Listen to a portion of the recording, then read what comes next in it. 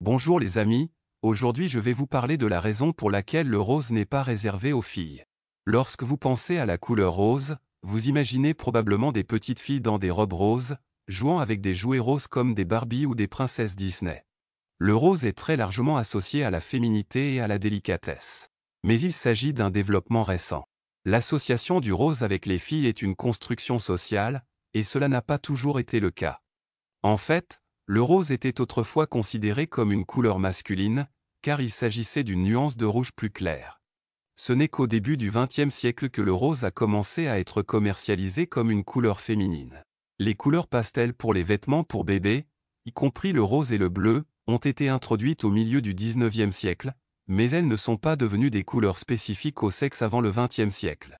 Au début du XXe siècle, certains magasins ont commencé à suggérer que certaines couleurs étaient plus appropriées pour les garçons et d'autres pour les filles. En 1918, la publication spécialisée Earnshaw Enfants au département affirmait que la règle généralement acceptée est le rose pour les garçons et le bleu pour les filles. Le magazine a justifié cela en disant que le rose était une couleur plus décidée et plus forte, et qu'il était donc plus adapté aux garçons, tandis que le bleu était plus délicat et était donc plus joli pour les filles.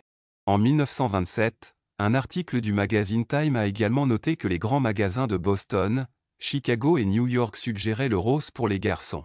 Cependant, cette tendance n'était pas aussi répandue que les associations actuelles entre la couleur et le sexe que nous voyons aujourd'hui. Les baby boomers, nés dans les années 1940, ont été la première génération à être habillés avec des vêtements spécifiques au sexe, les garçons et les filles étant habillés comme des hommes et des femmes miniatures au lieu d'être uniformément habillés en robe d'enfant. Le rose est devenu la couleur pour les filles et le bleu la couleur pour les garçons.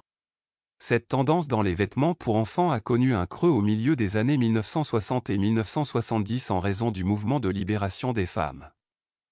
Les personnes impliquées dans ce mouvement pensaient que le fait d'habiller les jeunes filles avec des vêtements féminins ou stéréotypés, girly, limiterait leurs chances de succès, et de nombreux parents ont commencé à privilégier des couleurs et des modes non genrés. Cependant, dans les années 1980, les vêtements pour enfants axés sur le genre ont fait un retour en force.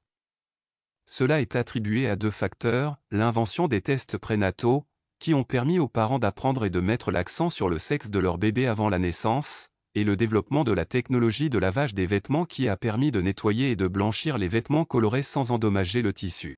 Nous n'avons pas encore atteint le point où le rose n'est qu'une couleur, mais nous espérons que cela pourra changer. À la fin des années 1800, si une jeune femme portait du noir, les gens supposaient que quelqu'un était mort et qu'elle était en deuil. Aujourd'hui, nous voyons des jeunes femmes vêtues de noir tout le temps, et personne ne leur demande qui est mort. C'est juste une couleur.